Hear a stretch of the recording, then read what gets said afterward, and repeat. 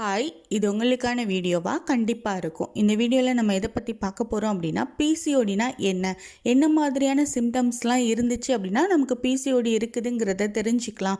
இதை எப்படி சரி பண்ணலாம், பிசிஓடிங்கிறது எப்போ வரும் அப்படிங்கிறத பற்றியெல்லாம் இந்த வீடியோவில் நம்ம ரொம்ப டீட்டெயிலாக பார்க்கலாம். அதுக்கு முன்னாடி நீங்கள் இன்னும் சேனலை சப்ஸ்கிரைப் பண்ணலைன்னா மறக்காமல் சப்ஸ்கிரைப் பண்ணிடுங்க. ஃபஸ்ட்டு இப்போ நம்மளில் நிறைய பேருக்கு ப்ரெக்னென்சி டிலே ஆகிறதுக்கு மேஜரான ரீசன்ஸில் இந்த பிசிஓஎஸ் ப்ராப்ளம் இருக்குது. இது பெரிய ப்ராப்ளமா, இது பெரிய டிசீஸா, இதுக்கு சர்ஜரி பண்ணணுமா, ட்ரீட்மெண்ட் எடுத்துக்கணுமா அப்படின்னு கேட்டால் அப்படியெல்லாம் இல்லை. இது ஒரு பெரிய நோயெல்லாம் இல்லை. எப்படி நமக்கு வெயில் காலத்தில் வேர்க்குரு வருது, அதை நம்ம சின்ன சின்ன ரெமடிஸ் யூஸ் பண்ணி நம்ம அதை எப்படி ஃபுல்லாக க்யூர் பண்ணுறோமோ அது மாதிரி நம்மளோட ஓவரீஸில் இருக்கக்கூடிய கட்டிகள் தான் இது. ஓவரீஸில் நமக்கு உள்ள கருமுட்டைகள் இருக்கும். இது நம்ம பிறக்கிறப்போவே நமக்குன்னு ஒரு கர்ப்பப்பை இருந்திருக்கும், அதில் கருமுட்டைகள் எல்லாமே இருந்திருக்கும்.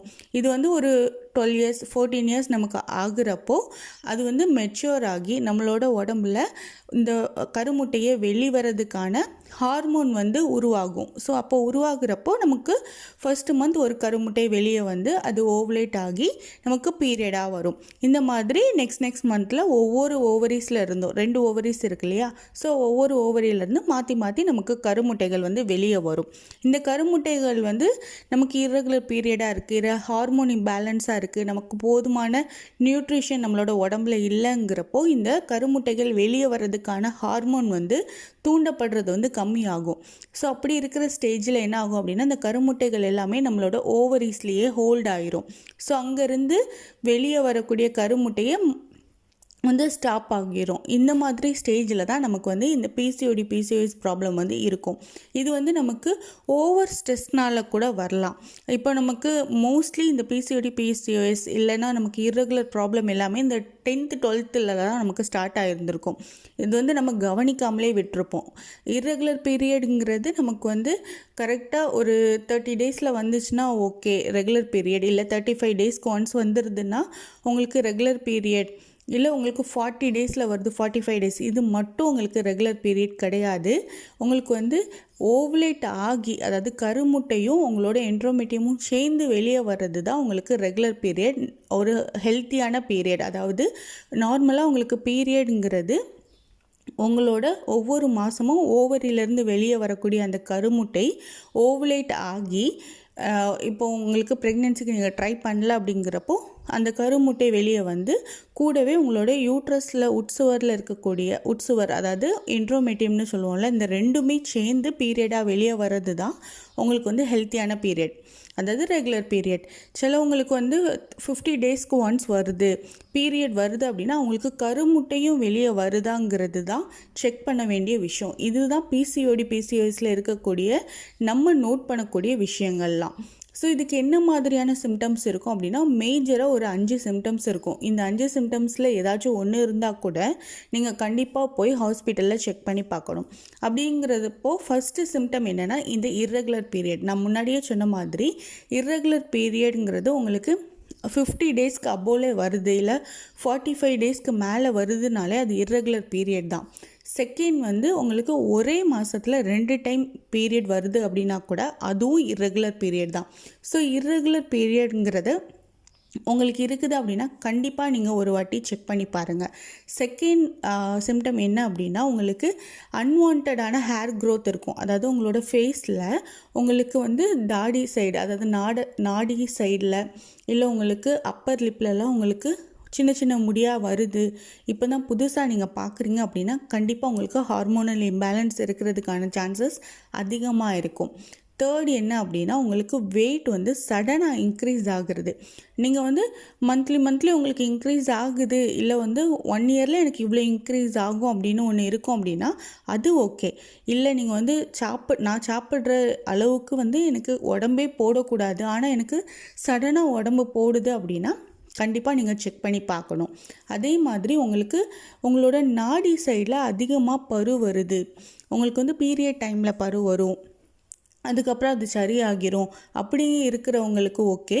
இது வந்து புதுசாக இருக்குது ஆனால் நிறையா பரு வருது, ஆக்னி நிறையா இருக்குது அப்படிங்கிறவங்க கண்டிப்பாக செக் பண்ணி பார்க்கணும். அதே மாதிரி உங்களுக்கு வந்து உங்களோட கழுத்து சைடும் முதுகு சைடெல்லாம் கொஞ்சம் டார்க் பேட்சஸ் இருக்குது, கொஞ்சம் கருப்பு ஆகுது அப்படின்னா கண்டிப்பாக நீங்களும் செக் பண்ணி பார்க்கணும். நான் இப்போ சொன்ன இந்த 5 சிம்டம்ஸில் ஏதாச்சும் ஒன்று இருந்தால் கூட உங்களுக்கு பிசிஓஎஸ் இல்லைனா கூட ஹார்மோனல் இம்பேலன்ஸ் ப்ராப்ளம் வந்து இருக்கலாம். ஸோ நீங்கள் வந்து கண்டிப்பாக செக் பண்ணி பாருங்கள். ஏன்னா பீரியட் வந்து இர்ரெகுலராக போகிறப்போ நமக்கு வந்து மேஜராக ப்ரெக்னென்சிக்கு ட்ரை பண்ணுறோம் அப்படின்னா பீரியட் இர்ரெகுலராக போகுது அப்படிங்கிறப்போ நமக்கு கருமுட்டை வெடித்து வெளியே வருதாங்கிறத கண்டிப்பாக நோட் பண்ணும். ஏன்னா இப்போ உங்களுக்கு பீரியட் ஆகிடுது, நீங்கள் சொல்கிறீங்க இப்போ எனக்கு 60 days ஒன்ஸ் பீரியட் ஆகிரும் அப்படின்னா ஓகே. ஆனால் அந்த கருமுட்டையும் என்ட்ரோமேட்டியமும் சேர்ந்து வெளியே வருதாங்கிறது தான் நம்ம செக் பண்ண வேண்டிய ஒரு விஷயம். மாதம் உங்களுக்கு என்ட்ரோமேட்டியம் மட்டும் வளர்ந்து என்ட்ரோமேட்டியம் மட்டும் வெளியே வருது அப்படின்னா நீங்கள் ப்ரெக்னென்சிக்கு ட்ரை பண்ணுறப்போ உங்களுக்கு கருமுட்டை வெடித்து வெளியே வந்து அந்த கருமுட்டை கூட ஸ்பெம் மீட் ஆகுறது தான் ஓவுலேஷன். இந்த ப்ராசஸ் உங்களுக்கு கரெக்டாக நடந்தால் தான் உங்களுக்கு நெக்ஸ்ட் இம்ப்ளான்டேஷன் ப்ராசஸ் கரெக்டாக நடக்கும். இதுதான் ப்ரெக்னென்சிக்கான ப்ராப்பர் ப்ராசஸாக இருக்கும். உங்களுக்கு கருமுட்டையே வெளியே வரல, கருமுட்டையே ஓவுலேஷன் ஆகலை அப்படிங்கிறப்போ உங்களுக்கு ப்ரெக்னென்சி வந்து கிடைக்கிறதுக்கான சான்சஸ் வந்து இல்லை.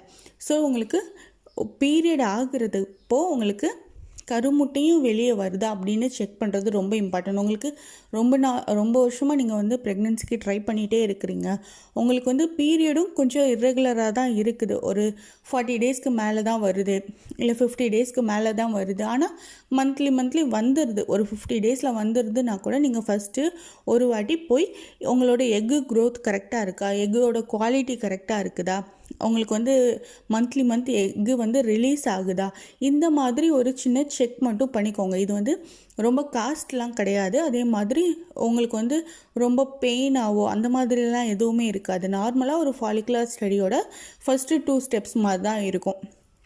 ஸோ நீங்கள் இதை வந்து ட்ரை பண்ணி பாருங்கள். உங்களுக்கு நான் சொன்ன சிம்டம்ஸ்லாம் இருந்துச்சு அப்படின்னா நீங்கள் கொஞ்சம் ஹெல்த்தியான லைஃப் ஸ்டைலுக்கு மாறி தான் ஆகணும். நீங்கள் வந்து ஜங்க் ஃபுட்ஸ் எல்லாம் அவாய்ட் பண்ணிவிட்டு நீங்கள் வந்து கொஞ்சம் உங்களால் ஈஸியாகவே நம்மளோட ஹேபிட்னால், அதாவது நம்மளோட ஃபுட் ஹேபிட்னால கூட நமக்கு வந்து இந்த பிசிஓஎஸ் ப்ராப்ளத்தை வந்து நம்மளால் சரி பண்ண முடியும். அதே மாதிரி டேப்லெட்ஸ் போட்டு பீரியட் வர வைக்கிறவங்களுக்கு வந்து கண்டிப்பாக அவங்களுக்கு என்ட்ரோமெட்டியம் மட்டும்தான் பீரியடாக வரும். அவங்களுக்கு இந்த கருமுட்டையும் பீரியடாக வர்றதுக்கான ஹார்மோன்ஸ் வந்து தூண்டப்படாது. ஸோ நீங்கள் வந்து டேப்லெட்ஸ் போட்டு மந்த்லி பீரியட்ஸை வர வச்சிட்ருக்கீங்க அப்படின்னா நீங்களும் கண்டிப்பாக ஒரு வாட்டி போய் செக் பண்ணி பாருங்கள். இதனால் டேப்லெட்ஸ் போட்டு பீரியட் வர வைக்கிறவங்களுக்கு ப்ரெக்னென்சி வந்து டிலே ஆகிட்டே தான் இருக்கும். ஸோ நீங்கள் வந்து ப்ராப்பரான ட்ரீட்மெண்ட் வந்து எடுத்துக்கோங்க. இது வந்து ரொம்ப பெரிய ட்ரீட்மெண்ட்லாம் கிடையாது. நான் முன்னாடியே சொன்ன மாதிரி இது பெரிய டிசீஸ்லாம் கிடையாது. ஸோ ஈஸியாக சின்ன ரெமெடிஸ் மூலமாகவே இதை ஈஸியாகவே க்யூர் பண்ணிக்க முடியும். வெயிட் லாஸ் வந்து கண்டிப்பாக தேவைப்படும். உங்களுக்கு வெயிட் கெயின் இருக்கிற மாதிரி நீங்கள் வந்து வெயிட் லாஸ் பண்ணிகிட்டே இருக்கணும். அதாவது வாக்கிங் போகிறதா இருக்கட்டும், இல்லை எக்ஸசைஸாக இருக்கட்டும், நீங்கள் வெயிட் லாஸ் பண்ணாலே உங்களோட ஹார்மோன் இம்பேலன்ஸ் எல்லாமே சரியாகும். ஸோ இந்த மாதிரி ட்ரை பண்ணி பாருங்கள். ஸோ இந்த மாதிரி யூஸ்ஃபுல்லான இன்ஃபர்மேஷன் தெரிஞ்சுக்க சேனலை லைக் பண்ணுங்கள், ஷேர் பண்ணுங்கள் அண்ட் சப்ஸ்கிரைப் பண்ணுங்கள்.